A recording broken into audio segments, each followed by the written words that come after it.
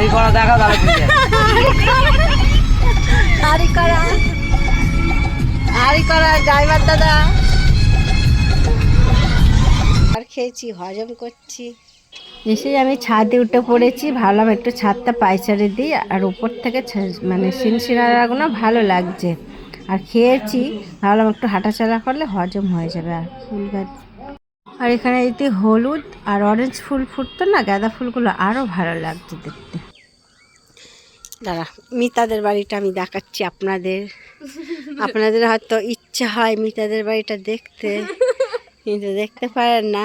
এই হচ্ছে ওপরের ভিউটা, ওপর থেকে নিচের ভিউটা।